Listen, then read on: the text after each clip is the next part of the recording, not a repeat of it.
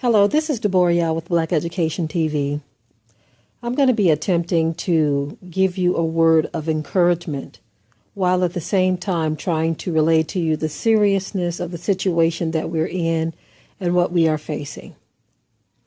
And I'm going to title this Operating in Faith and Not Fear. There's something that needs to be understood about faith. The scripture tells us that faith is the substance for things hoped for and the evidence of things not seen. But it also tells us that faith without works is dead.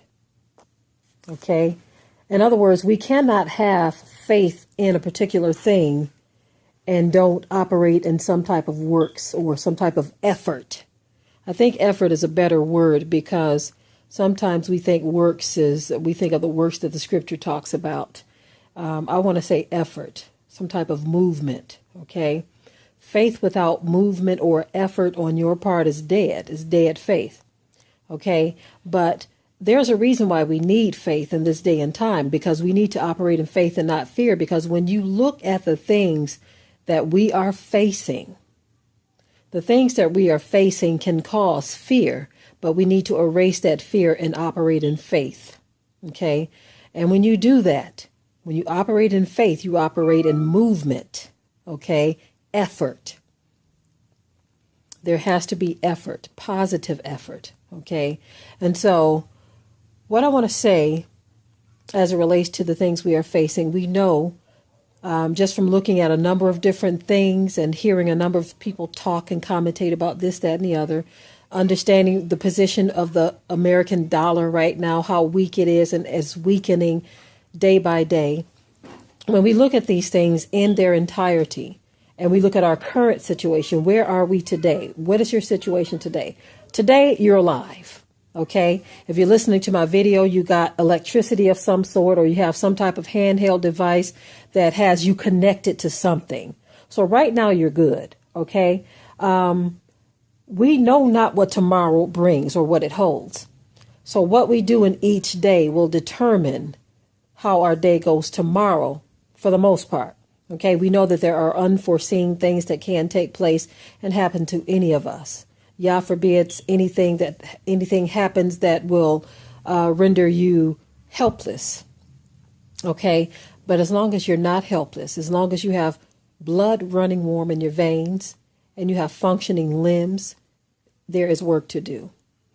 Faith without works is dead. So there's no point in having faith, saying that you have faith for this, that, and the other, if you don't want to put forth any effort. If your faith is that someone else is going to come and bail you out, or somebody's going to whisk you away into the sky or something of that nature, you're in a very bad place right now. Your faith should not be on what others can do for you, although that can play a part in it, meaning the Most High can place it upon the hearts of others to be a blessing to you when you are moving in faith. I want to make mention of a brother that I mentioned before. This brother actually reached out to us on Facebook after seeing a video where I addressed a comment of his. He's a brother who has a lot of land. And he says, for some reason, the sisters just ain't interested. The brother got land. He's operating a full farm.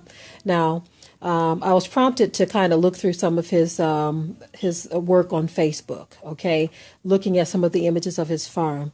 And one thing that I noticed was that because of the work that he's doing and because he's putting himself out there with his works, with his efforts, there was a company, and I hope you don't mind me mentioning this, brother, because it was posted publicly on your Facebook, and it was a great testimony.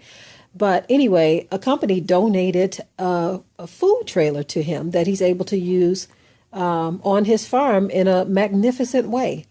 Because he's putting forth the work and the effort, a company donated this trailer to him.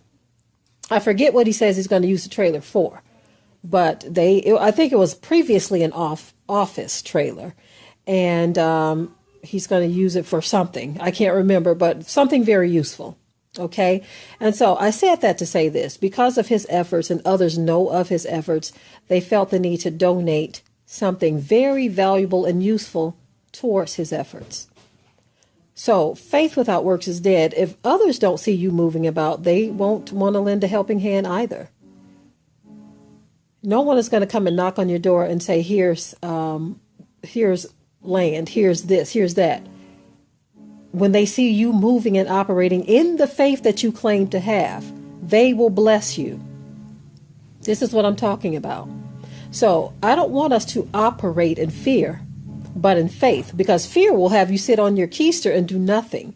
Fear will have you twirling your thumbs or saying, well, what am I going to do? And how am I going to survive? How am I going to feed my children? How am I going to feed myself? Where am I going to lay my head?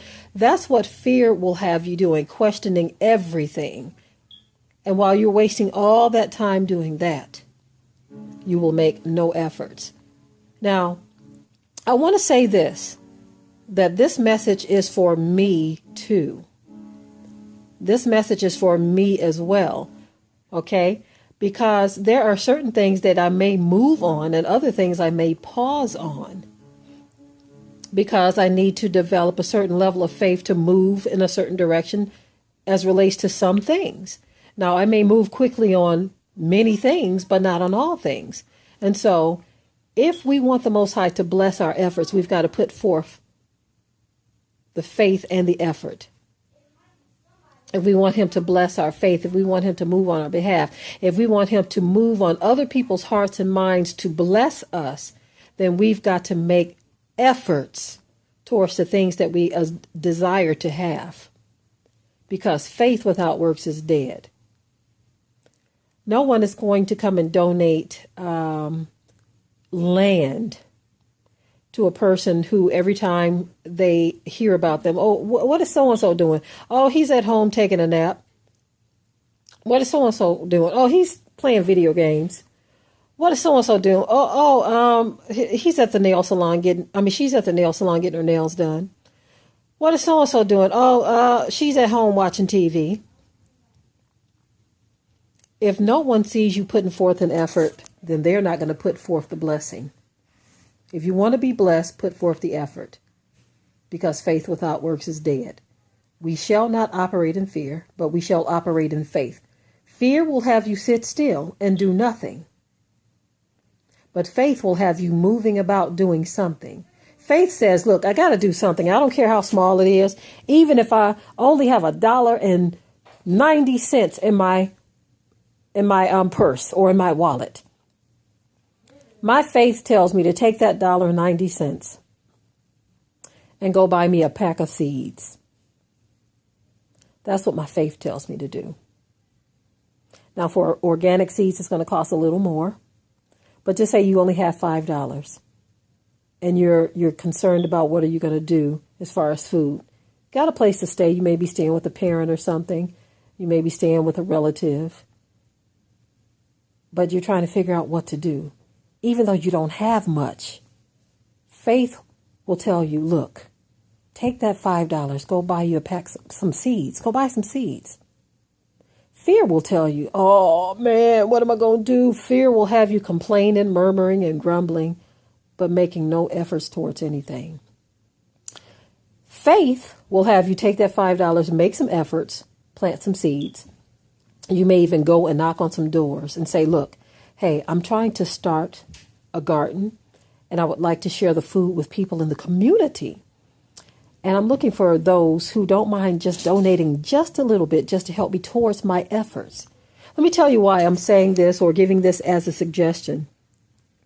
As a kid, our family was poor. Okay, my mom didn't have a whole lot. My stepfather, he had a decent job, but it was really just enough to pay bills.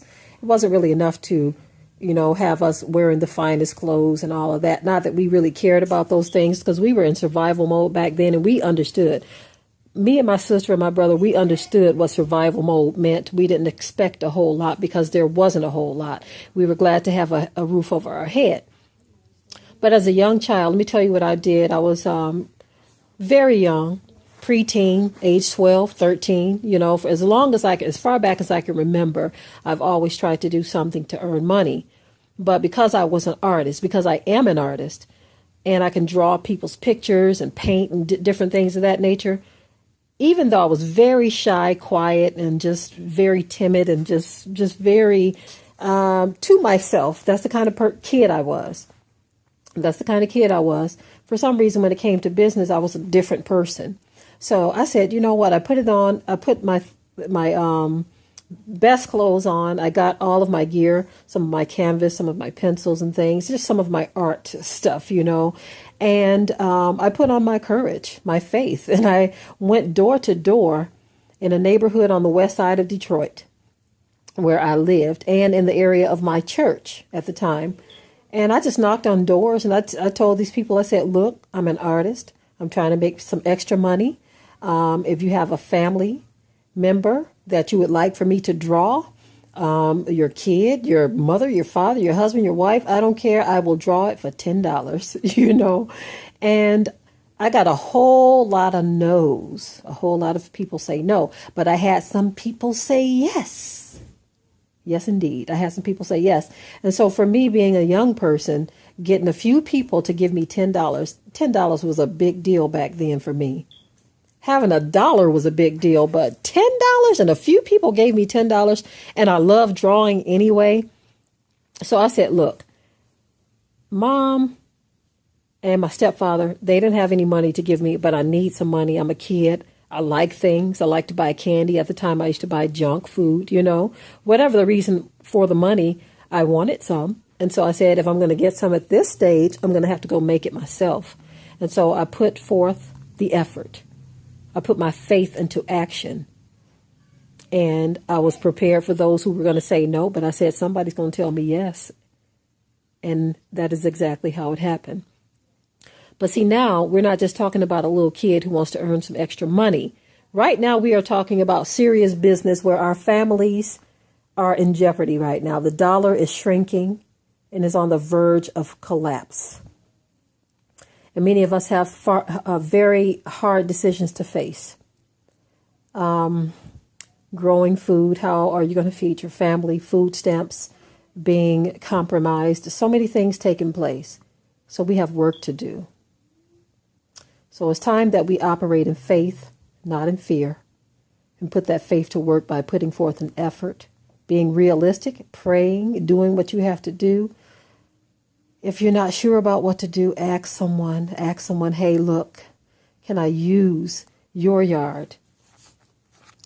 Go to your grandmother, your uncle, your brother, your sister, anybody. Say, look, can I just grow some food here? It'll be for all of our benefit. I know I keep talking about this family, but we got to look at the handwriting on the wall. We have to see it for what it is. We have to see it for what it is. This economy is on the verge of collapse.